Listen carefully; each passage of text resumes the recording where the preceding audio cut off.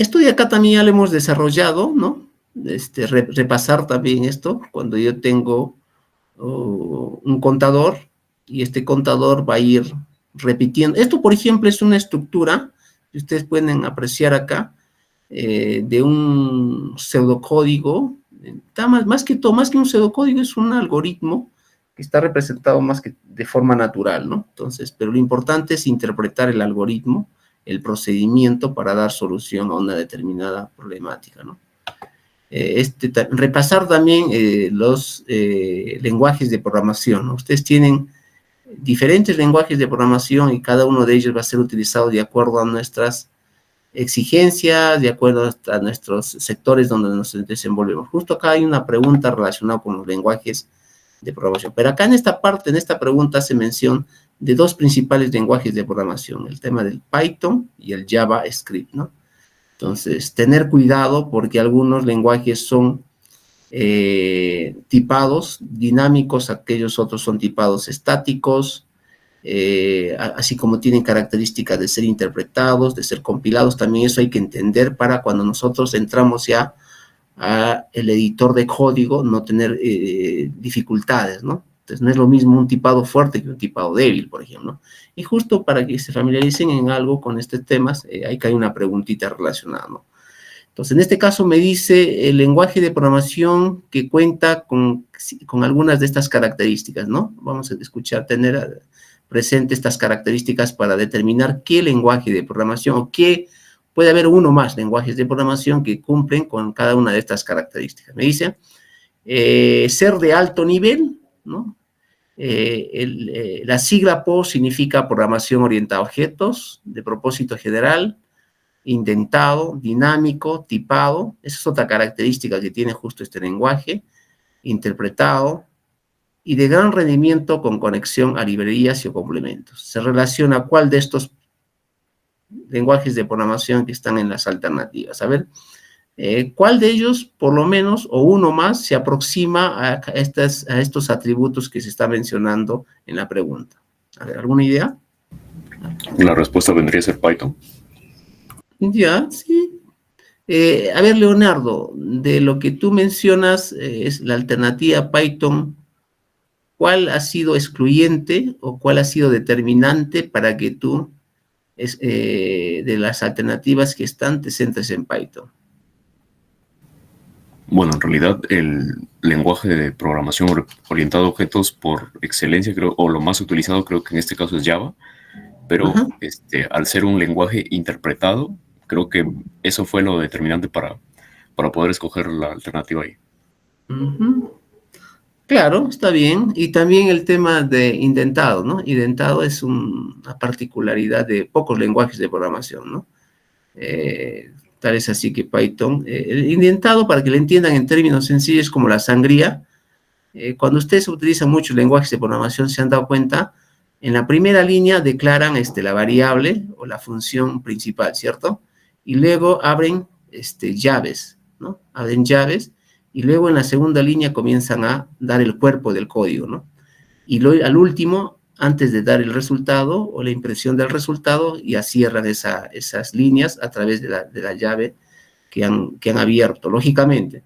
Y ahí no, ¿y por qué? ¿Por qué pones llaves? Porque se pone llaves en muchos lenguajes de programación porque estás dando a entender que dentro de las llaves va a estar parte del código de solución que estás dando a la búsqueda de ese problema, ¿no? Y como menciona Leonardo, también hay otra característica que, aparte de ser indentado o de sangrías, como lo llamamos en el folclore, diríamos, latinoamericano, es el tema de la traducción de un lenguaje de nivel o de alto nivel de su sintaxis a un lenguaje de máquina, ¿no? Entonces, hay muchos lenguajes, la mayoría son compilados, porque utilizan un compilador para leerla y para cuando vas a ejecutarlo, la sintaxis, pero en este caso se interpreta. Conforme nosotros vamos ya editando el código, ya se está dando la interpretación para identificar algunos posibles, diríamos, errores, y si no hubiera en todo caso, ya sale rápidamente los resultados a través de consola, ¿no?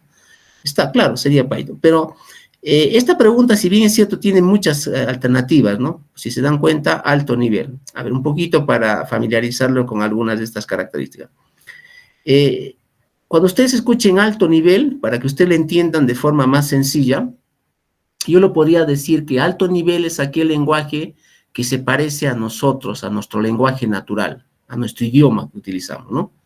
Entonces, si ustedes ven que un lenguaje de programación es muy sencillo, es muy entendible, como lo que es Python, entonces, o como que es también también el C# es algo familiarizado con nuestro lenguaje, pero diríamos un poquito más a nuestro lenguaje natural, es el caso del Python. Entonces, cuando ustedes vean aquellos lenguajes que se aproximan a nuestro lenguaje, a nuestra forma de hablar, de entender, para ser humano, entonces esos son lenguajes de alto nivel.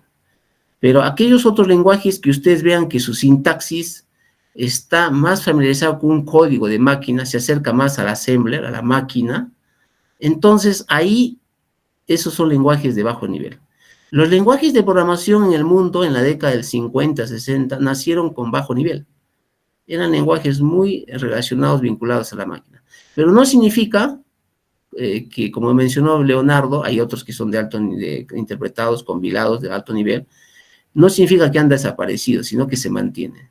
Cuando ustedes van a utilizar un lenguaje como el C, que nació como un lenguaje de bajo nivel, que lo ha evolucionado a C++ o al C#, no significa que no se utilice. Aquellos que están vinculados a la ingeniería electrónica, o si ustedes quieren hacer un dispositivo inteligente, ¿no? O si ustedes quieren hacer un drive, y utilizamos muchos drive, utilizamos para los equipos, ¿cierto? Que están muy vinculados al lenguaje máquina, entonces ahí podrían utilizar un lenguaje de programación para hacer soluciones tecnológicas a través de un lenguaje de programación de bajo nivel. Entonces se utiliza bastante en la electrónica, ¿no? Entonces, si les apasiona la electrónica, podrían aprender o experimentar a este tipo de lenguajes de programación de bajo nivel. Y aquellos que están en el medio, diríamos, en la zona híbrida, entre el lenguaje natural y el lenguaje máquina, que son de bajo nivel, y ahí hablaríamos de un lenguaje intermedio, ¿no? Entonces, eso para que lo tengan. Luego vienen los paradigmas. El POIA, como lo mencionó Leonardo, paradigma también orientado a objetos, justo le expliqué en la anterior sesión, no olvidar que cuando hablamos de programación orientada a objetos, estamos hablando que la programación se basa en objetos, y estos objetos se agrupan a través de clases. Es como el caso de nosotros. Ahorita estamos en una aula, ¿cierto? En esta aula estamos el profesor, está participantes, está los sistemas de comunicación, como es la plataforma, ¿no? Está también el monitoreo que lo está haciendo César, ¿no? Y hay muchos elementos que esto forma la clase. Ahora, esta clase es, cuando yo quisiera representarla a través del paradigma orientado a objetos, la clase, ¿qué sería? La clase sería mi aula, ¿correcto? Mi aula virtual, que estoy ahorita en tiempo real, sincrónico. Luego tendría los objetos. ¿Quién serían los objetos? Estudiantes, sería cada uno de ustedes participantes, ¿cierto? Los medios de comunicación también serían los objetos. Ahora, cada objeto en el paradigma orientado a objetos lo vamos a enfocar de dos maneras, o va a tener, como les diríamos, dos pilares, dos bases para entender este objeto. Y ya nosotros lo hemos estudiado anteriormente. Ustedes se acordarán que hemos estudiado lo que son datos, lo que son variables, ¿cierto? Los tipos de datos, características de estos datos. En el caso de cuando yo digo paradigma orientado a objeto, este objeto, en vez de decir datos, tipos de datos, ¿no? Características, lo vamos a mencionar como atributos. Entonces, ¿qué son los atributos? Características de estos objetos, ¿no? ¿Estamos de acuerdo? Ahora, estos objetos, por ejemplo, en este caso, el objeto profesor, ¿cuál sería su característica, su atributo del objeto profesor? ¿No? Características particulares del objeto profesor. Puede ser su instrucción, ¿no? Su grado académico, su experiencia, esas son características. Ahora, el profesor, aparte de tener estas características, va a tener también algunas funcionalidades, algunos comportamientos. En el paradigma orientado a objetos no se dice comportamientos, funcionalidades, sino lo que se utiliza el término de métodos, ¿no? Habrán escuchado métodos. Entonces, tienen la palabra, entonces, un pilar que es atributos y el otro sería métodos. Entonces, ahora, los métodos, ¿qué sería para el caso del objeto profesor? Justo un método sería lo que están ahorita explicando, una explicación, el profesor enseña, ¿no? Entonces, ¿cuál sería el método de los estudiantes, que es un objeto? Están aprendiendo, el aprendizaje, ¿cierto? Entonces, no sé si se entiende esa partecita, ¿no? Y así se va a trabajar en el paradigma orientado a objetos, a través de clases, y cada clase se desprenden objetos, y cada objeto tiene atributos que son características, cualidades, y cada objeto va a tener también métodos, ¿no? Entonces, vamos a ver muchos métodos también en cada una de las funciones, pero se va a trabajar a ese nivel. Ahora, ¿cuál es la finalidad o la importancia de trabajar en el paradigma orientado a objetos? Primero, cuando ustedes trabajan a este nivel, lo van a entender mejor la problemática. Es más fácil entender el comportamiento y el segundo, diríamos, beneficio que van a obtener a través de este paradigma es la repetición. ¿Qué significa repetición en términos de programación? Vamos a reutilizar los códigos, ¿no?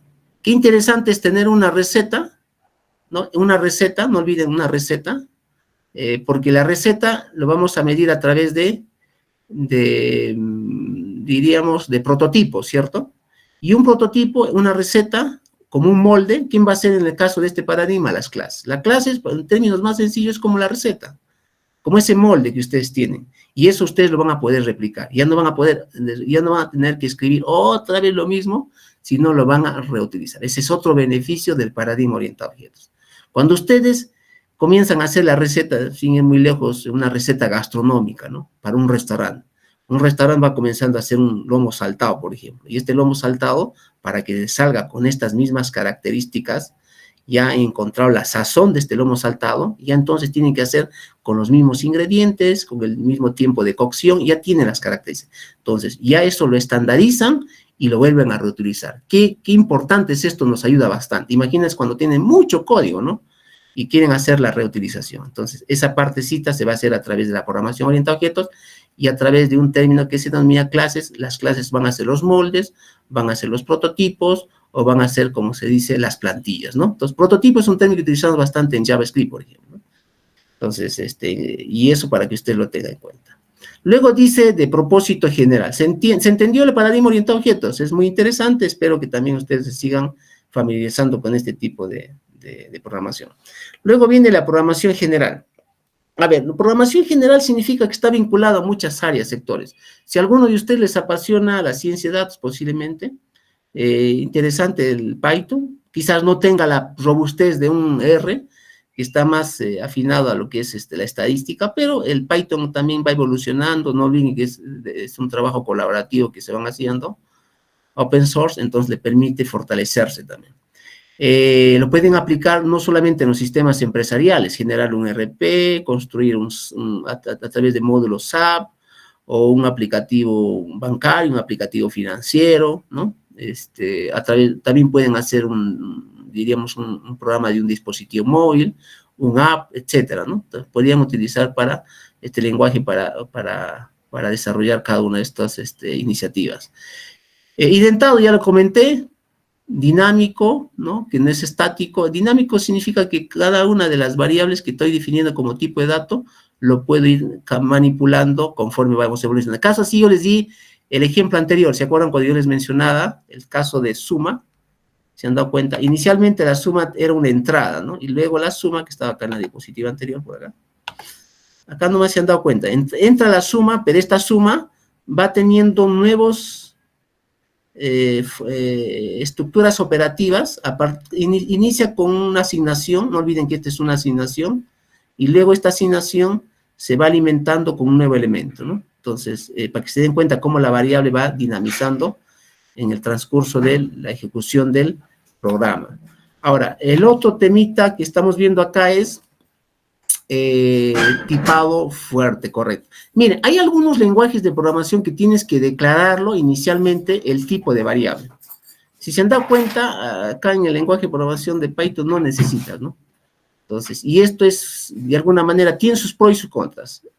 El pro es que te ahorras, código para escribirlo, pero diríamos una de las debilidades podría ser que si has confundido un tipo de dato que es numérico y ese numérico lo has confundido con un string, ahí viene el problema, ¿no? Porque muchas veces nosotros decimos 5, pero podría ser para vincular no números, ¿no? Sino 5 ideas, 5 razones, que no lo voy a operativizar en suma, ¿no? Entonces ahí hay que tener mucho cuidado cuando yo asigno ya los datos, ¿no? Entonces, y como les mencionó acá su compañero, el tema de interpretado, ¿no? Entonces no olviden que a diferencia del compilado, el compilado necesita como diríamos, como un intermediario, ¿no? Para compilar el lenguaje de la natural hacia el lenguaje de máquina. Casi la mayoría actualmente, casi todos estos lenguajes se han ido fortaleciendo, tienen conexiones, complementos o extensionalidades, ¿no? Casi todas las mayorías, ¿no? Ahora, el Java, como les mencioné, el JavaScript, que nace paralelamente luego de la evolución de la promoción o el desempeño que tuvo bastante años y sigue teniendo Java con la familia Oracle. El JavaScript, principalmente aquellos que ustedes están vinculados al desarrollo web, es un buen lenguaje de programación, ¿no? Entonces, ahí tienen algunos lenguajes de programación, porque existen muchos lenguajes, diríamos cientos de lenguajes de programación, unos más conocidos que otros, ¿no? Incluso hasta Google tiene su lenguaje de programación, uno de ellos, ¿no? No tiene varios, pero acá tienes el Go también, ¿no? Entonces, ahí para que lo tengan en cuenta también. Muy bien.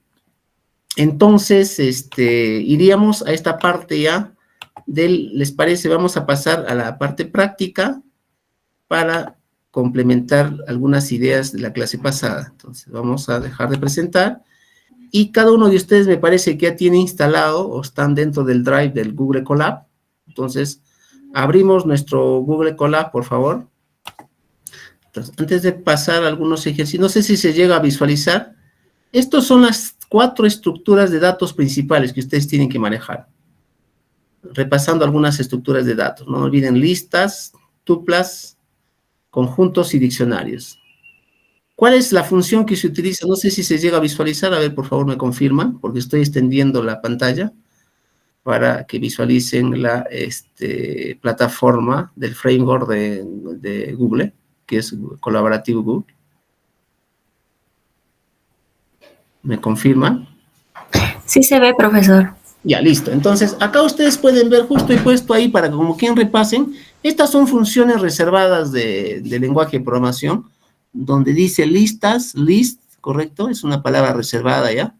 Si ustedes ejecutan esa sentencia, es para utilizar para una lista. No olviden que la diferencia de la lista es la notación simbólica, ¿no? Si bien es cierto, acá lo estoy poniendo entre paréntesis todo, pero cuando yo quiero hacerlo de forma individual, entonces la lista se representa por corchetes. Luego viene la tupla, que en este caso sería tuple, y se representa por paréntesis. El diccionario, no olviden que el diccionario tiene una particularidad. Cuando yo quiero vincular un dato a un valor, ¿no? O sea, por eso se habla del diccionario y se habla de key value, ¿no? ¿Qué significa key? Es una palabra y a esa palabra le asigno un valor. Justo vamos a ver un ejercicio más grande. Y la sentencia set se utiliza para lo que son conjuntos, ¿no? Son las principales 4 estructuras de datos que se van a manejar. Y justo cuando yo acá, por ejemplo, acá yo quiero escribir, porque vamos a borrar esto, para que ustedes vean, borrar resultados seleccionados. Si yo quiero ejecutar acá, no olviden que el print es una función reservada del lenguaje de programación. Si yo quiero escribir y ejecutar esta sentencia, me tiene que salir, como pongo list, la representación es simbólica, ¿no? Ahí para que se den cuenta, justo ahí. Entonces, vamos a ejecutar. No olviden que ahorita estoy ejecutando en el servidor de Google. Entonces, el Google ya me está asignando su memoria RAM y su espacio en disco, ¿no? Por eso que demora un poquito. Y ahí está, miren. Se dan cuenta, la primera, en corchetes, para la lista, la tupla, a través de paréntesis, el conjunto, me sale esta, y el diccionario a través de llaves. Entonces, ya no es necesario que lo aprendan ni lo memoricen, las representaciones o las notaciones, sino hagan el print, y con eso les va a salir la simbología. ¿Estamos de acuerdo? Entonces, esto ya lo hemos visto la clase pasada, habíamos calculado el ingreso de nota, no olviden, dando una entrada y voy a calcular el promedio, y luego del promedio podría calcular también resultados en base a las denominaciones de estos resultados, ¿no? Si están aprobados, desaprobados, desaprobados con excelencia, desaprobados o aprobados que diga con distinción, con excelencia, o aprobados satisfactoriamente, ¿no? Entonces, en este caso tengo este ejercicio, a ver. Dice acá, desarrollar un algoritmo operacional que realice el conteo, ¿no? Este conteo lo tenemos que hacer de forma decreciente, ¿no? Decreciente puede ser, si yo tengo un número natural, que puede ser el 30. Decreciente, entonces, que el siguiente número que me asigna es 29, 28, 25 y así sucesivamente. O sea, cualquier número que yo le dé, entonces, en el conteo, me tiene que registrar los números en sucesión, pero con la razón que sea menos 1, ¿correcto? Entonces, de forma decreciente. A través de una estructura de control bucle. Acabo de utilizar una estructura de control bucle mientras la variable que estoy definiendo sea diferente de 0. Considerando los siguientes casos. Justo el primer caso es una sucesión aritmética de razón. Yo le he puesto acá en diagonal porque el término razón se utiliza más para progresión geométrica, pero es más familiar con el tema de la razón, ¿no? Que hay entre uno y otro número, pero es mejor decirlo diferencia, ¿no? Aclarando esa tingencia. En este caso, la diferencia es 1, indicando los resultados que obtiene. Siempre es importante ver, ustedes van a comprobar, de acuerdo, si están desarrollando el algoritmo, el procedimiento, en base a los resultados que salen en la consola, ¿no? Tal es así, si no les salen sus resultados esperados, tienen que hacer algunos ajustes. Luego viene la parte B, una sucesión aritmética, ahora que me genere la razón de diferencia 2, y también indicando los resultados que se obtendrían. Asimismo, proponiendo las mejoras de acuerdo a los datos, ¿no? Muchas veces yo puedo mejorar también mis sentencias de acuerdo a mis resultados que voy entendiendo. Y en el tercer caso es una sucesión de razón 2, o diferencia 2, pero indicando los resultados que he obtenido en la parte B. Entonces, a ver, ¿cómo utilizo el while acá? Entonces, yo voy a hacer la parte A, y a ver, vamos a ver que la parte, yo ahorita le he estado simulando, justo antes de entrar a clase, para ver que se me aplica, y ya está. Entonces, es similar, lo van a hacer la parte B, no se preocupen solamente, pero quiero ver qué resultado les da. Entonces, ¿se entendió el concepto, la idea, lo que se busca? A ver, ¿sí? A ver, ¿me confirman? Es una sucesión, no olviden, una sucesión decreciente, ¿no? O en todo caso, para que le entiendan, una progresión aritmética, pero donde la diferencia entre uno y el otro es menos 1. Es más fácil de entender. Y acá tengo, entonces, no olvidar.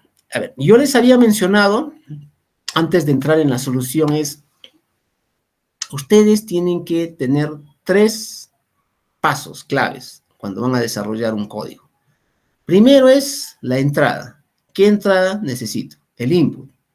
Segundo, ¿qué operación voy a realizar? Voy a aplicar una función, voy a yo analizar, puedo aplicar hasta funciones estadísticas, ¿no? Complicadísimo, a veces funciones más complejas. Y luego, una vez que tenga eso, la parte ya de transformación-función, el tercer paso sería ya, ¿qué voy a generar como resultado? El output, ¿no? Entonces, eso lo tienen que tener bien clarito, ¿no? Entonces, en este caso, lo que tengo que hacer es definir, mi primera entrada es mi variable, pues, ¿no? Entonces, tengo que tener una variable. No olviden que una variable, ¿qué había mencionado que es una variable? A ver, para ver si se acuerdan, ¿no? A ver, ¿qué había mencionado la clase pasada que era una variable? En términos sencillos, ¿qué era una variable? A ver, ¿quién ha estado en la clase pasada? No sé si es Leonardo, me parece, o Greta, no sé si estuvo en la clase pasada. ¿Qué habíamos mencionado de una variable? Bueno, me parece que no han estado habido en otros grupos, pero de todas maneras, una variable, para que se entienda en términos sencillos, es como una cajita, como un almacén.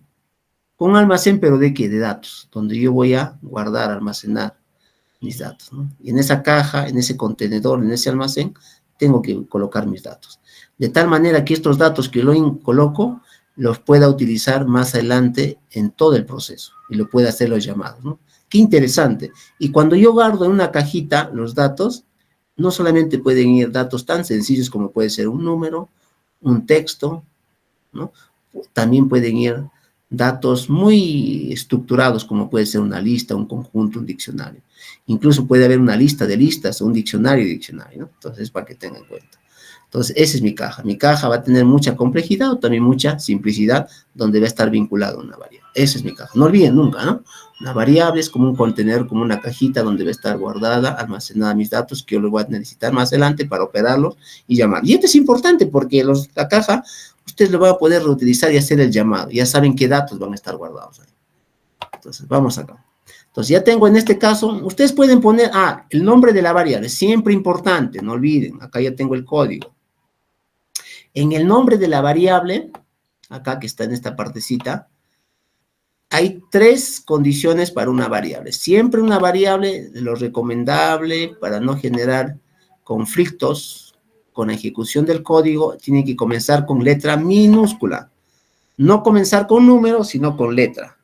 Y que sea minúscula y que no utilice, no vas a comenzar con el char, por ejemplo, ¿no? Porque este char, en este caso, en este lenguaje de programación, lo utilizamos para generar comentarios. Yo acá, por ejemplo, le he puesto Michi o numeral, ¿no? Pero este numeral no lo puedo utilizar para definir una variable, el inicio de una variable, ¿no? Porque generaría conflicto, porque esto, en este lenguaje de programación, significa un comentario. ¿Qué significa un comentario? Que no se ejecuta.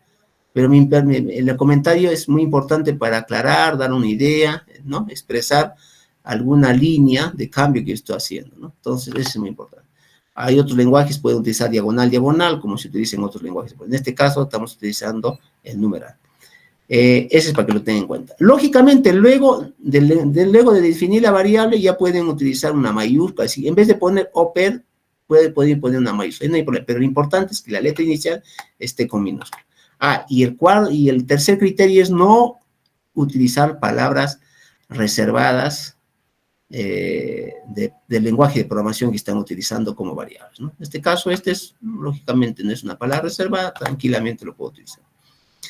Y acá igualo acá. Y he puesto 5, ¿no? Ustedes pueden poner más valores. Como ahí dice, asignar un número natural. Pueden poner 20, 30, 1000, 10,000, lo que ustedes quieran, ¿no? O sea, es un número pequeño, un número grande. Lo importante es que cuando ejecute, corre el sistema. Entonces, luego estamos utilizando, una vez que declaro mi variable, viene ya mi procedimiento, ¿no? Acá está el primer punto. Luego viene mi procedimiento. En mi procedimiento, en mi operación, en mi caja negra, voy a poner ya mis sentencias, mis códigos operativos. En este caso estoy utilizando la estructura de control while. No olviden, el while es un bucle que va a generar una repetición. Y en esta repetición estoy vinculando la variable que he definido, ¿no? Bueno, le he puesto un poquito larga la variable para entenderlo, ¿no? Y luego he puesto que, como me dice acá en la pregunta, asignar una variable mientras esta variable definida sea diferente de 0. ¿Correcto? En ese caso, esta variable que estoy asignado es diferente de 0. O sea, esta se va a ejecutar mientras esta variable va a generar el conteo, la repetición, mientras sea diferente de 0. ¿Por qué he puesto acá una asignación, un símbolo de exclamación más un igual? Porque eso significa, acuérdense, que en los operadores numéricos había el igual, el suma, el resta, el multiplicación, el módulo, no olviden que se representa por porcentaje, el módulo me indica el residuo, también tenía la potencia, que en este caso, en este lenguaje de programación, la potencia es doble asterisco, y cuando un operador aritmético, un operador numérico es diferente, ¿no? Pero ¿cómo se representa en el lenguaje de programación el diferente? Con este símbolo. Símbolo de exclamación más un igual, ¿no? ¿Correcto? Esa es una representación de operacional numérica que significa diferente. Si hubiera sido igual, si hubiera tenido que poner 2 iguales. Profesor, ¿pero por qué en los lenguajes de programación, cuando yo quiero representar una igualdad, pongo 2 iguales? Porque cuando yo pongo un igual, significa una asignación. Esa es una pregunta cuando tú quieres también certificarte en programación, y es una pregunta la más elemental, ¿no? ¿Por qué en algunos pongo igual? ¿Cuál es la diferencia entre poner igual y poner 2 iguales? Un igual es cuando es una asignación. Si se dan cuenta, acá en la variable estoy asignando un valor, un dato, ¿cierto? Pero luego, cuando yo quiero hacer una comparación, una operación, ahí ya tengo que poner los 2 iguales para que me represente la igualdad que tradicionalmente la hacemos en la matemática, ¿no? Ya, entonces. Luego tenemos acá estos 2 puntitos. En este lenguaje de programación significa un entonces, ¿no? Entonces, mientras esto de acá sea diferente de 0, entonces, ¿qué significa? El algoritmo, en este caso de la variable, va a hacer el conteo de la variable a que está entrando menos 1. Y luego me va a imprimir este resultado de la variable, ¿correcto? Entonces, si yo le ejecuto, vamos a ejecutarlo, vamos a borrar lo que está acá. Si yo le ejecuto, me debería salir estos números. Entonces, de acá, vamos a ejecutarlo. Entonces, ahí está, ¿no? Entonces, ahí está, me está saliendo los resultados que yo estoy probando, ¿no?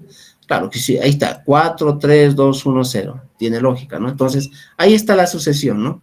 Es una sucesión de aritmética decreciente donde la razón o la diferencia es menos 1, ¿no? O 1, porque es decreciente, bueno.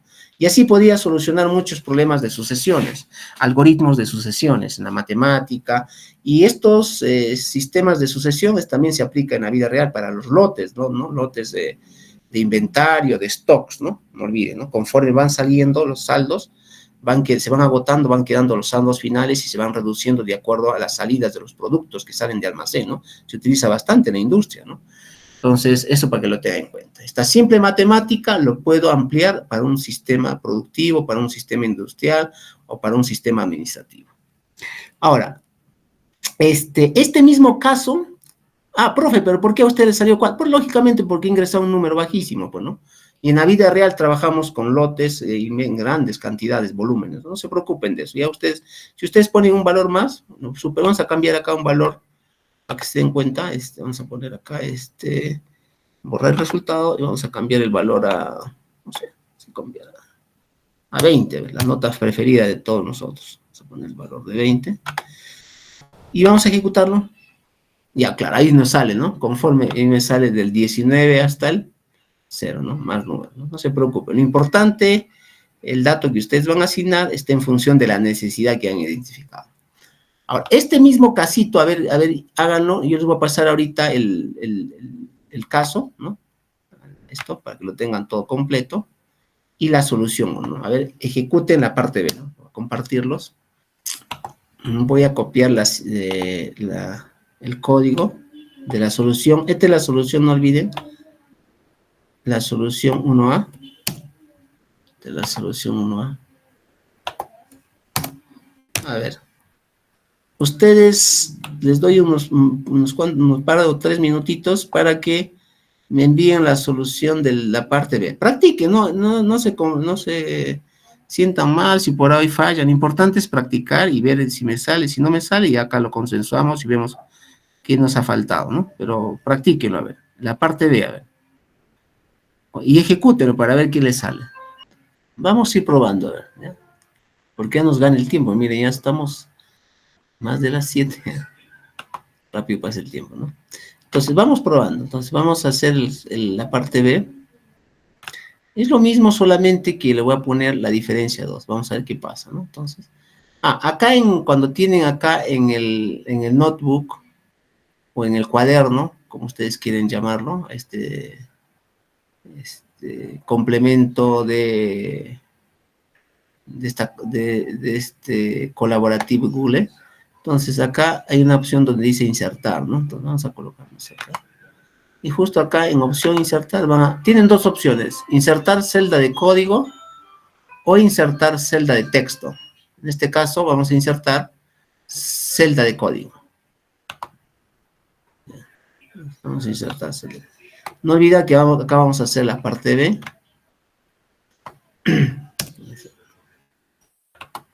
Para que esto se acerque un poco mejor. Vamos a borrar este resultado y acá está mejor, ¿no? Esta es la parte B.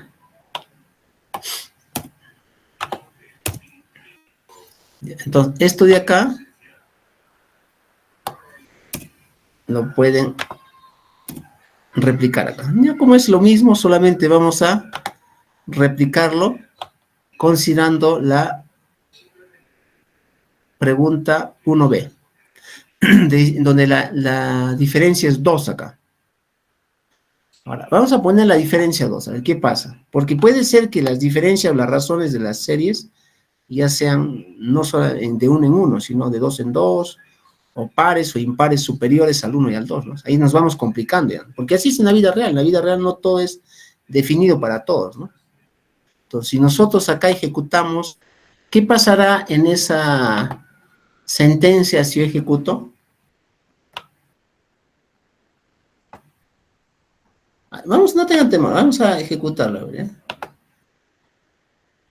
Miren qué está sucediendo. Imparable, ¿no? No deja de parar. Y está creciendo al menos infinito. Eso se llama cuando genero unos algoritmos. El algoritmo más complejo que ustedes pueden encontrar en el mundo puede ser un algoritmo factorial. Y esos algoritmos factoriales muchas veces tienen comportamientos de recursividad al infinito. Pueden pasar miles de millones de años y nunca terminar de ejecutarse. ¿Se acuerdan que yo les había mencionado en una de las clases los algoritmos por niveles de complejidad? Y los niveles de complejidad están en función de la memoria que necesita un algoritmo para ejecutarse, las recursividades y las repeticiones. Si yo tengo un algoritmo de complejidad cuadrática y un algoritmo de complejidad lineal, el mandatorio es la complejidad cuadrática. Siempre el más complejo es superlativo, ¿no? Entonces, eso hay que tener mucho cuidado. Hay que tener en cuenta qué hay que hacer, porque la máquina va a seguir, va a seguir, va a seguir. Y ustedes tienen que pararlo para evitar que siga. Entonces tienen que identificar, hay una data, algún dato que tenemos que hacer algún ajuste. A ver, entonces, como ustedes han visto, acá hay que hacer un ajuste. Entonces, ahora, yo voy a descontar de dos en dos. O sea, ¿cuál sería su solución, su propuesta para que este algoritmo se ejecute, pero no de forma recursiva y de forma indefinida? O sea, lo único que he cambiado del anterior es que he hecho el conteo que se va a restar de dos en dos. ¿Qué necesitaría hacer? A ver, ¿alguna idea? Voy a enviarlos la sentencia incluso, ¿no? Para que lo vean mejor. Voy a enviarles la sentencia. Esta es una pregunta de examen de certificación incluso, ¿eh? Porque la certificación en programación es más, el tema se aborda los temas relacionados con análisis, es bastante análisis está acá. Entonces, esta pregunta puede ser tan pequeñita, pero está sujeta a mucho análisis. Ya le envié, a ver, la sentencia, a ver si me mencionan ahí, en este caso B, qué tendría que hacer, qué ajuste. Porque así les va a pasar cuando ustedes comiencen a codificar. Y cuando ustedes comienzan a codificar, van a ver por ahí algún dato que tienen que hacer un ajuste. O sea, en el algoritmo natural, con el pseudocódigo, va a estar ok, está muy bien. Pero para la máquina, tienen que hacer un ajuste. Una cosa es el diagrama de flujo, otra cosa es el pseudocódigo, y una más complicada es el lenguaje máquina, porque la máquina iba a comenzar, como que dice, a generar un conflicto. A ver, ¿alguna idea que me dice? A ver, ¿quiénes estamos? Ya estamos un poquito más en sala, quizás porque es un fin de semana, es más complicado, ¿no? La mayoría viaja o la mayoría se ausenta por motivos también familiares. A ver. ¿Qué dice Milagros? ¿Cómo se solucionaría esa conflictividad en este algoritmo? Profesor, una pregunta. Para que sea, por ejemplo, n al cuadrado. Ajá. Es la complejidad, te refieres, ¿no? ¿Ah? Ajá, a eso quiere, ¿no? N al cuadrado. La complejidad. Ya. Sí. No olviden los niveles de complejidad de algoritmo. Por eso la base para que ustedes programen también es conocer los algoritmos. Los algoritmos desde la parte de análisis, diseño e implementación. El algoritmo es prácticamente las características, atributos, comportamientos, la lógica que se tiene que tener en cuenta para luego codificar, ¿no? Si no, voy a generar como estos casos. Entonces, ya, bueno, en este caso, miren, Si yo, a diferencia del caso anterior, si se han dado cuenta acá el algoritmo tiene una entrada. Vamos a poner la entrada, habíamos puesto la entrada 5, ¿cierto? 5 era el inicial, ¿no? Un valor pequeño. Vamos a comenzar con un valor pequeño. Si ustedes ven, ahorita los algoritmos se van a ejecutar, pero va a tener una particularidad acá. En la primera entrada entra con 5, luego opera, dice 5 menos 2, y la salida sería 3. Luego, no olviden que el while significa una repetición. Vuelve otra vez a entrar con el 3. ¿El 3 es diferente de 0? Sí. Entonces vuelve a entrar. Este saldo final genera un saldo inicial que es 3 menos 2, 1. Otra vez regreso, 1. Entro con 1. ¿Diferente de 0? Sí. Voy por acá. El nuevo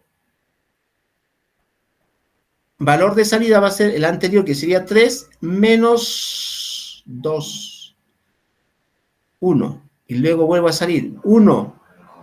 1 menos 2, menos 1. Ahí viene el problema. Si se han dado cuenta, pasa de 3, pasa a 1, y luego pasa a menos 1. Y de ahí de menos 1 va a seguir indefinitivamente. Pero ya saltó la restricción que era diferente de 0. Nos compliquemos ahí. Ya se complicó. Porque ya saltó, entonces va a ser indefinido, va a seguir ejecutando, iterando al infinito y no va a parar. Entonces acá lo que tienen que hacer, y así les va a suceder en muchos casos, van a tener que acá cambiar la condición. Pueden restringir esta condición y la única manera de hacerlo breve para restringirlo podría ser, porque hay varias maneras, ¿no? Les voy a dar una de ellas y ustedes a ver si indican otra de ellas. Vamos a ver, una que sería acá podría ser esta, ¿no? Para esta complejidad, nivelar esta restricción, lo que voy a hacer es esto. Entonces vamos a poner, a ver, con el caso del mayor. Vamos a probar con mayor que 0. Entonces, no olviden que si es mayor que 0 esta variable, vamos a ejecutar ahora. Esta nueva sentencia, vamos a eliminar esta, miren lo que me ha salido acá. Los resultados, entonces, los vamos a ejecutar. Ah, interesante, miren, ahora sí. Ahora sí. ¿Se dieron cuenta? Ya. Hice el ajuste correspondiente y ahora sí, se ejecutó, ya no genera esa complejidad que se contradicen, ¿sí? ¿No? Porque en este caso va a ir al infinito y ahora sí, ya se delimitó prácticamente el alcance de ejecución, ¿no? Y eso es lo que tienen que hacer los ajustes, por eso es que tienen que ir probando. Pero para eso necesita mucha lógica y mucho análisis y síntesis de lo que se quiere hacer, ¿no? Entonces, ese es el caso. Entonces, ahora, este mismo casito, ustedes lo van a ir probando, les voy a dar también ya la solución, y con otros números, ¿no? Pruébenlo, véanlo, y vean en qué escenario lo podrían utilizar, en qué contexto de su vida, ¿no? Laboral o su vida práctica, ¿no? Entonces, vamos a ponerlo por acá. Entonces,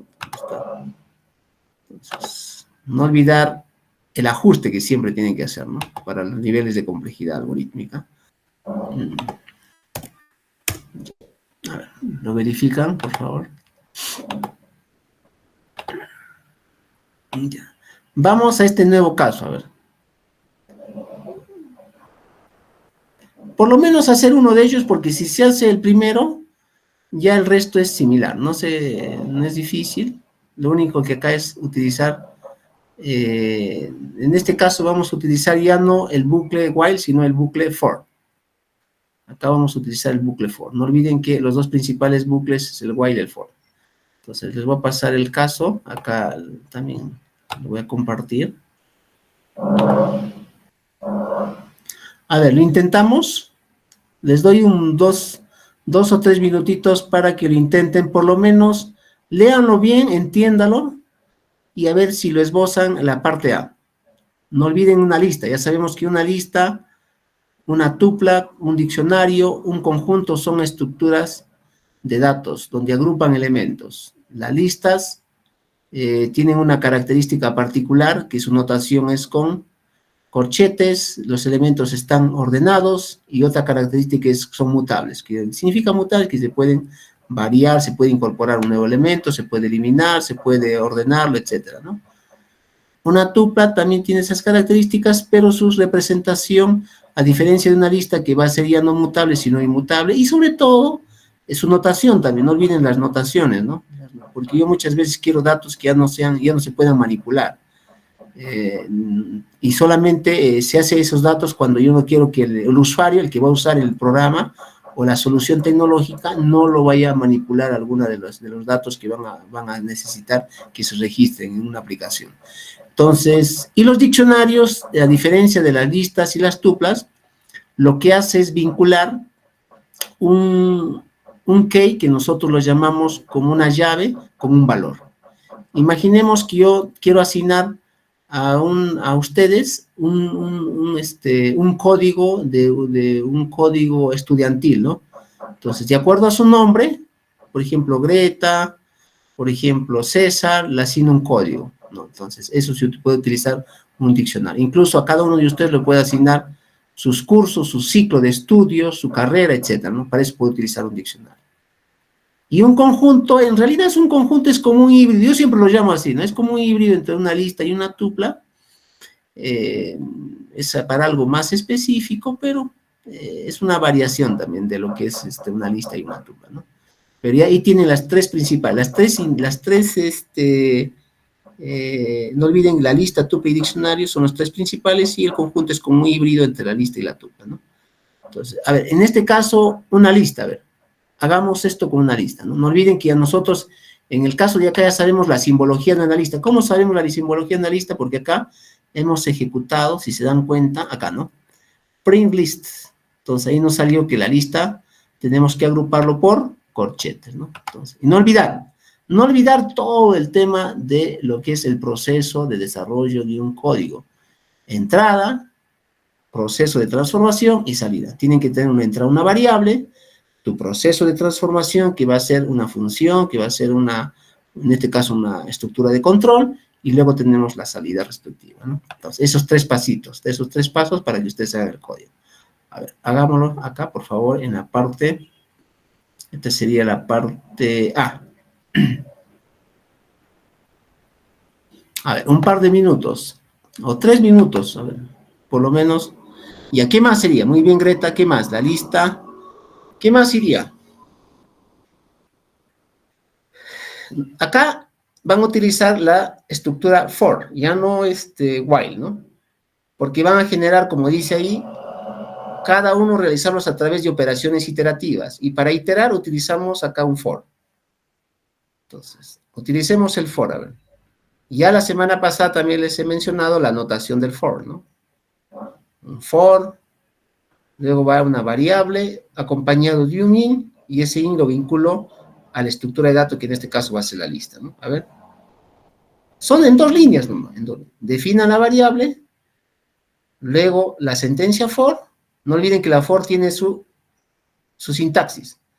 Va la variable reservada for, va el nombre del iterador, iteración, lo que ustedes lo quieran llamar, y este objeto lo incorporan de un grado de pertenencia in, y luego lo hacen llamado a la lista en este caso, ¿no? Entonces, y luego generan la impresión con el print, ¿no? Print la variable que han definido como objeto. A ver, hagámoslo. Un par de minutos, son 2 líneas nomás, ¿no? Son 2 líneas. Y hay de 2 maneras, ¿no? Yo voy a ir probando, a ver que si ustedes lo ven haciendo. Voy a ir probándolo acá. Pero no vean lo que estoy probando para que no les lo copien. Ustedes practiquen, ¿no? Porque acá se va a ver también, ¿no? A ver, vamos. Avancemos, porque ya nos gana la hora. Imagínense, va a ser las 7:30. Vamos acá a insertar.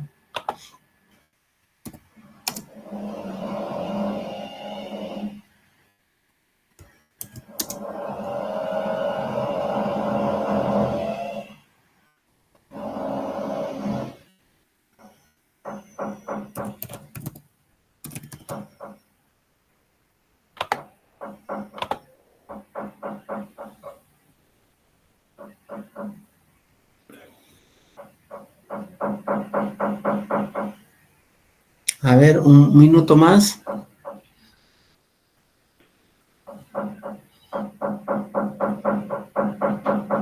pongan ustedes su lista con los elementos numéricos que ustedes crean correspondientes, ¿no? Pueden ser números del 1 al 10, cualquier tipología de texto, ¿no? A ver, agrúpenlo.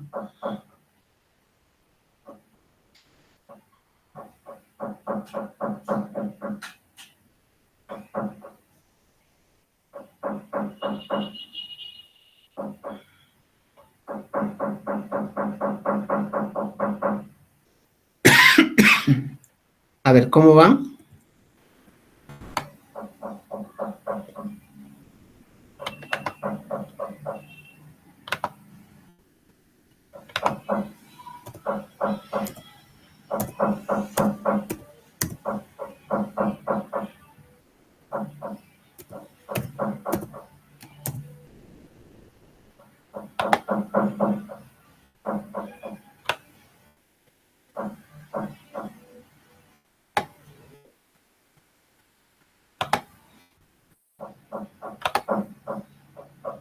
A ver cómo les salió, a ver si alguien nos puede compartir su solución, porque hay diferentes formas de hacerlo.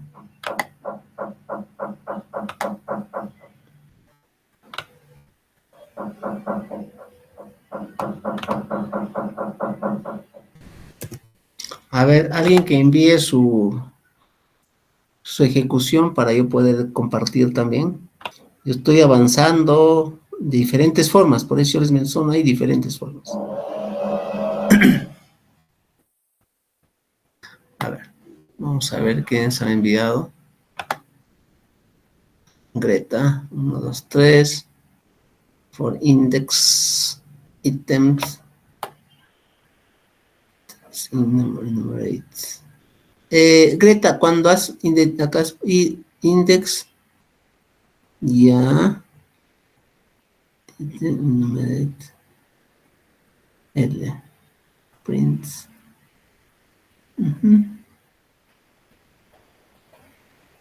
Ya. Verifica, después puesto las índice 1, 2, 3, ¿correcto? Ya, acá ya prácticamente, acá el resultado sale así, ¿no? Claro, acá estás vinculando en parejas, ¿no? Como un diccionario.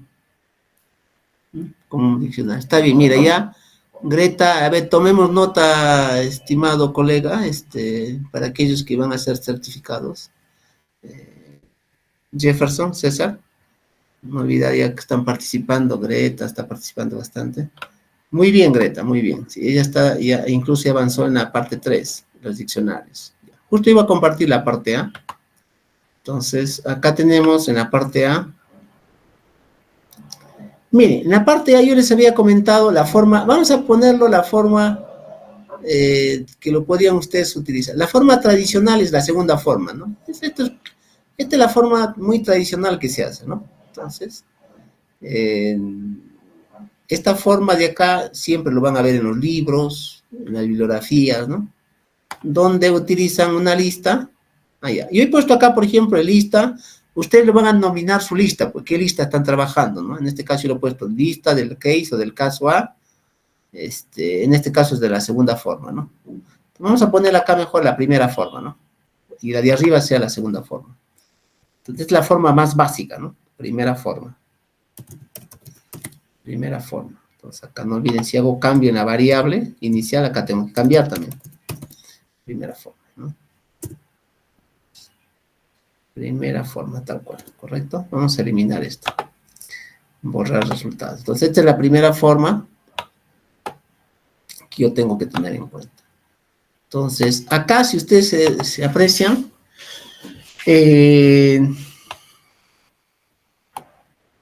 como es una lista, su notación es una llave, que no, un conjunto de datos entre corchetes, ¿cierto? Entre corchetes. Disculpe, la llave la utilizamos para los diccionarios. Luego utilizamos, como les había mencionado, el bucle for. Acá identifico un objeto de pertenencia. Cuando ustedes pongan el link, es una palabra reservada también, está indicando pertenencia. ¿Pertenencia a qué? A esta variable, a esta estructura de datos que he definido inicialmente. Entonces, hago el llamado a esta variable, lista case a primera forma. No olviden los dos puntos, es como el entonces, y luego pongo el print del iterador. Y si yo ejecuto, me salen los números que yo he identificado acá en mi lista, ¿cierto? Voy a iterar mientras esta variable o este objeto iterador pertenezca hacia el grupo de lista, a los elementos del grupo de lista. En este caso sí, ¿no? Del 1 al 10, ¿correcto? Interesante, ¿no? Miren, en 3 líneas yo puedo hacer un conteo de una lista de alumnos, de estudiantes, puedo hacer el llamado de diferentes tipos de bloques, ¿no? Entonces, qué interesante, ¿no? Con 3 líneas nomás. Dentro de estas líneas puedo poner muchos datos. Nóminas, DNIs, edades, datos tanto numéricos como textos o strings, etcétera, etcétera, ¿no? Entonces, imagínense con una sentencia de 3 líneas, ¿no? Esta es la segunda forma. Yo les he vinculado esta segunda forma para que también se familiaricen con la palabra reservada de la lista, que en el caso de este lenguaje de programación, tanto el Python y el R, que son similares, utilizan el list, ¿no? Entonces, si ustedes ven acá el list, y está agrupado, ya no como su forma natural, que eran los corchetes, sino está un paréntesis y luego está otro paréntesis. ¿Por qué? Porque esta lista incluye otra estructura de datos, que en este caso sería una tupla, ¿no? O sea, se da la forma como una tupla dentro de una lista, ¿no? Y hago el llamado a list. Entonces, otra forma también de representarlo, esta variable, ¿no? Para que ustedes también tengan otra opción. Y luego aplico la misma sentencia anteriormente de ejecución y mi salida, no olviden, acá tengo mi entrada, mi proceso de ejecución, de transformación, y luego viene mi salida. En este caso, me salen los mismos valores, ¿no? Ahora, hagamos este mismo ejercicio, así similar, yo les voy a pasar ahorita las soluciones. Nos vamos a pasar la solución esta. Hagamos esto mismo para el caso de tuplas. A ver, tuplas. Y también diccionarios. Terminaríamos con diccionarios. A ver. Tuplas y diccionarios. Son las 3 principales estructuras de datos, ¿no? Tuplas y diccionarios. A ver, vamos a ponerlo.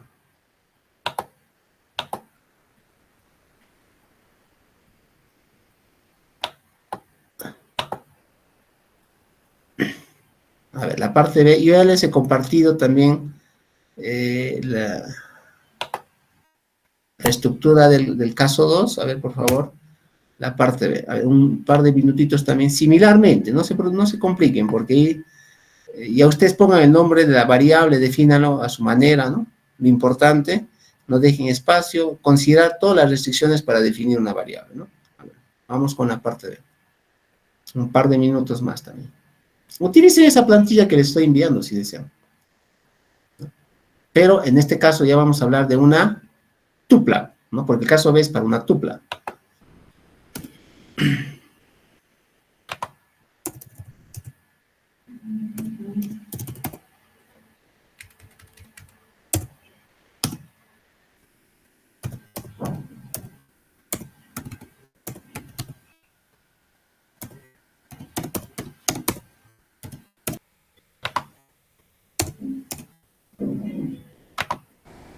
A ver, ¿alguien lo desarrolló con la tupla?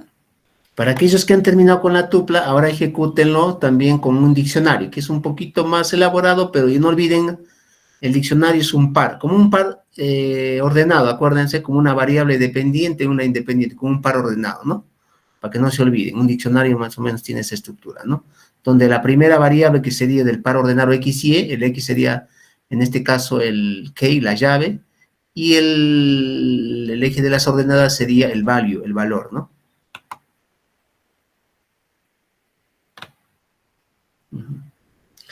A ver, para aquellos que lo han desarrollado también, ahí estoy compartiendo la solución para el caso de la tupla. No olviden, si yo no utilizo esta palabra función integrada reservada del lenguaje de programación, entonces acá puedo utilizar de frente ya los paréntesis, ¿no? Porque si nosotros nos vamos a ver la notación simbólica de una tupla, está por acá, ¿no? Miren, una tupla es esto, ¿no? ¿Cuál es su representación? El segundo es este de acá, el paréntesis, ¿no? No olvidar.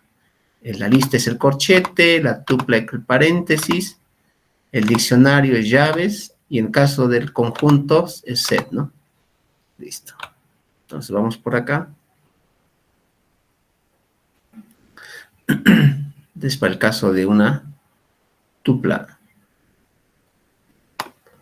A ver, no sé si así le salió. ¿Se entiende esta partecita?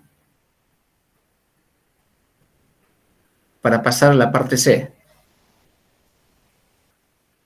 En la parte C, ahí viene un poquito la complicación porque según lo que nos dice acá, dice, asimismo, generar una relación de los códigos numéricos. Claro, acá estoy considerando para este ejemplo, este casito, 3 códigos numéricos, pero a cada código hay que asignarlo las dimensiones de sostenibilidad. No olviden que las principales 3 dimensiones de la sostenibilidad es lo económico, lo social y ambiental, ¿no? Entonces, esto es para un sistema industrial de alimentos donde está agrupado por áreas. La primera, área 1, está relacionado con la dimensión económica, el área 2 con la dimensión social y el área 3 con la dimensión ambiental. Ustedes pueden utilizar incluso para tipos de reciclaje de materiales, ¿no? Ustedes han visto que hay reciclajes que son de plástico, reciclajes que son orgánicos, reciclajes que son de vidrios, de metales, etcétera, ¿no? Entonces es interesante para codificar también y sistematizar estos procesos. Entonces, y para tomar decisiones, no olviden que todos estos temas lo hacemos para tomar decisiones y para optimizar los procesos y los subprocesos o actividades de sus organizaciones. Acá tenemos para el 1, vamos a asignar la dimensión económica, para el 2 la dimensión social y para el 3 dimensión. Para esto, ¿qué tenemos que utilizar? No vamos a utilizar una lista, porque según el concepto de lista, no son pares ordenados, ni el caso de las tuplas, ni el caso de los conjuntos. La única que nos queda, por descarte, sería acá, y la que es más afín a este tipo de condición, es el diccionario. Entonces, vamos a hacer el diccionario. Entonces, vamos a calcular, hacer acá el diccionario. Entonces, lo que vamos a hacer, no olvidar acá, de frente vamos repitiendo, insertamos nueva celda de código, y para darle un poquito de forma para que nos ayude acá, vamos a utilizar este código de anterior. Vamos a copiar, ¿no? Entonces ya saben que nos ahorra bastante el tiempo también. Entonces, acá vamos a poner ya diccionario, ¿no? Entonces, vamos a cambiar el valor de la nómina de nuestras variables, diccionario. Este sería el caso, el case C. Entonces, acá. Entonces, acá yo puedo utilizar, a ver, hay 2 formas, ¿no? De frente utilizo las llaves, o si no, vamos a utilizar esta función reservada para que se vayan acostumbrando también. Y en este caso, diccionario. Ya has mencionado que diccionario utilizamos la palabra reservada que es dic, así como suena, ¿no? Dic. Entonces, dic. Entonces, ahí también. Vamos a poner acá este diccionario, acá viene el tema, ¿no? A diferencia de los anteriores, de la tupla y la lista, acá lo que vamos a hacer ya son pares ordenados. Olviden, ¿no? Recuerden, un par ordenado, un X, un Y, donde el X para nosotros va a representar el principal o la llave, ¿no? El key, y la ordenada del Y va a representar el value, el valor de ese X, ¿no? De esa abscisa, diríamos, ¿no? Abscisa y ordenada. Entonces vamos a poner los pares acá. Y en este caso tengo 3 pares, ¿no? Así me han indicado. Vamos a poner el 1, tengo entonces el 1, el área 1. El área 1 está vinculado, habíamos mencionado, a la dimensión económica, ¿no? Económica. Ahora, acá viene el tema, ¿no? Económica es un... A ver, ¿qué tipo de dato es? ¿Qué tipo de dato es económica? Un string, no olviden. Y cuando es un string, para que lo lea el lenguaje de programación, tengo que ponerle entre comillas, no olviden, ¿ah? Cuidado, vayan a olvidar las comillas. Muy bien. ¿Qué más tengo? Ahora tengo la otra que es la dimensión social. A la dimensión social estamos codificando. La dimensión social estamos codificando con 2, ¿no? No, con 2. Es la representación del área 2. Acá está la social. Y luego tenemos la dimensión ambiental, lo que nosotros llamamos en el desarrollo sostenible el triple balance, ¿no? Tenemos que generar un balance social, económico y ambiental. Entonces tenemos acá 3, sería ambiental. Listo.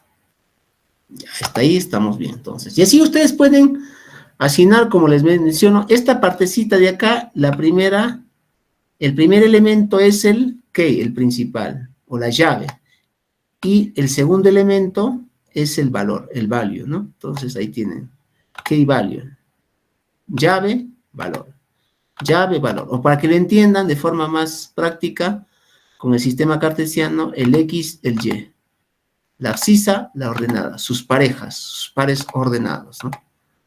Entonces, y esto lo pueden utilizar, o esto se utiliza bastante en los diccionarios, ¿no? Y ustedes pueden tener dentro de los diccionarios listas, tuplas, subdiccionarios, etcétera, ¿no? Entonces, para este caso, y se va a ejecutar, no se preocupen de eso. Lo importante, pueden manejar muchos volúmenes de datos, de asignaciones, de llaves y vínculos con valores, ¿no? Y también a estos diccionarios podemos aplicar métodos. ¿Se acuerdan que yo les había mencionado en la programación orientada a objetos los métodos? Hago un punto, puede hacer un llamado a un método de valor, un método de ítems, ¿no? Y puedo que me salga solamente el valor del key, o el valor, en este caso, de la variable value, o si no, puedo que me den los pares ordenados, que serían los ítems, ¿no? Correcto. O puedo utilizar el método ítems, ¿no? Entonces, vamos acá a poner, en este caso, el diccionario. Entonces, no olviden acá lo mismo. Quedaría diccionario case. Vamos a copiarlo mejor para que salga exactamente. A ver, ahora. Me salió 1, 2, 3, ¿correcto? ¿Y por qué no me salió económica, social y ambiental? A ver, ¿alguna idea?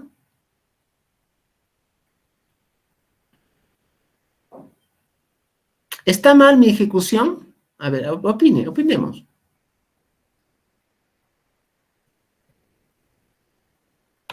¿Estaría mal o bien mi ejecución? ¿Qué faltaría, me dice Greta? ¿Qué faltaría? En los casos anteriores, cuando yo aplicaba una lista o una tupla, no había problema, ¿cierto? Ejecutaba y me salía el conjunto de elementos que pertenecen a esa estructura de datos. En este caso, en el diccionario, si lo ejecuto, está bien ejecutado, no me genera ningún error, si se dan cuenta, ¿no? No me genera ningún error. O sea, está bien la ejecución. No hay ningún error, está muy bien. Lo que sí, acá hay una particularidad en el caso de diccionarios. A buena hora que me ha salido esto, ¿no? Para que se den cuenta también. Cuando yo ejecuto un diccionario y hago el llamado a la variable base, lo que me van a salir son los elementos de las abscisas, que para nosotros las abscisas es como el X, ¿no? Este es el X, el Y, el X1, Y1, X2, Y2, X3, Y3, puede haber X4, Y4, hasta el XN y N, ¿no? Hasta el infinito puede ir, muchos pares ordenados puedo tener, muchos de grandes tamaños. Pero cuando yo aplico acá, me sale solamente el X1, el X2, el X3, o sea, me salen los keys, pero no me salen los valores que asigno a estos keys. Entonces, acá tengo que aplicar lo que yo les comenté en la programación orientada, los métodos. Y para hacer el llamado a un método, ¿no? En este caso, yo podría aplicar, si yo quisiera mostrar los valores, utilizo un método. Y un método que utiliza en este caso el lenguaje de programación podría ser value, ¿no? Como está en inglés. En este lenguaje de programación, su sintaxis es muy familiar al inglés. Esa es la ventaja que se tiene, ¿no? Entonces, yo como les mencionaba el value, y el value es un método, ya que está acá definido. Entonces, aplico el value, ¿correcto? Aplico el values. ¿Y qué me va a salir si yo aplico el values? ¿Qué me va a salir si aplico el values? Lógicamente, me va a salir el valor de la parte de las ordenadas, ¿no? ¿Correcto? Entonces, vamos a ejecutarlo ahora. Vamos a eliminar esto. Borrar resultados. Y vamos a ejecutarlos. Acá me sale un errorcito. Pero vamos a... CaseX. Acá me está saliendo un error. Diccionario que es 6 varios, ¿no? Entonces vamos a verificar si está bien. Los pares, sí están bien, ¿no? Entonces acá me está saliendo un error.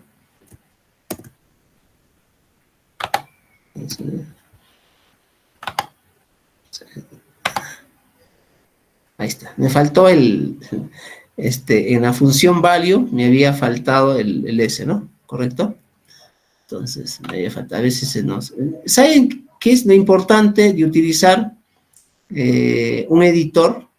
Pueden utilizar este editor del Google Colab. Ustedes para registrar código pueden utilizar muchos editores. Pero ¿cuál es la ventaja de utilizar editores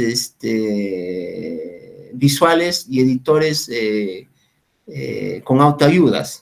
Estos editores, la ventaja, así como el Visual Studio Code, como el Visual Studio, que son también editores de Microsoft, de la empresa Microsoft, nos dan las autoayudas, ¿no? Si se dan cuenta acá, yo me acuerdo, yo sé que se utiliza el método value, ¿no? Pero no le escribí bien el value, pero justo ahí, cuando yo voy a escribir, me sale la lista de autoayuda, ¿no? Esa es la ventaja de estos editores, ¿no? Y automáticamente, igual cuando acá está, mira, ¿ven? La lista, ¿no? De editores. Entonces me salen los métodos de autoayuda. Igual cuando ustedes ingresan en el Excel y quieren hacer una función financiera, ya cuando están ingresando el igual, ya les sale la lista de funciones financieras más usadas o más recomendadas, ¿no? Entonces ahí ustedes ya lo pueden hacer el clic, lo seleccionan y ya lo ejecutan, ¿no? Para que no se memoricen, porque tantos métodos que hay es complicado memorizarse, ¿no? Pero no es que tienen que memorizar, conforme van practicando ya va quedando también, ¿no? Esa parte. Entonces, pero ahora viene un tema, ¿no? No sé si se han dado cuenta, mira, ya lo ejecutó, correcto, me ha salido el resultado, pero me está saliendo ahora solamente los valores, pero ya no me está saliendo el X, los X, ¿no? O sea, las abscisas, los scale, que lo llamamos, ¿no? En el mundo de la programación. Si no, en los datos lo llamamos los scale. Si no me está saliendo los valores, los values. Ya me sale económica, social y ambiental. Pero ustedes me dirán, profesor, ahora yo quiero que me salga los pares ordenados. Me salga el key y me salga el value. Entonces, ¿qué método aplicaría? A ver, con esto para terminar, porque ya van a ser las 8 y pues nos falta 5 minutos. Ustedes saben que la hora hay que cumplirla, ¿no? Inicio y sesión cerrada también, ¿no? Entonces, a ver, ¿qué método utilizaríamos para el caso de que nos muestre este diccionario, tanto en los case como los values?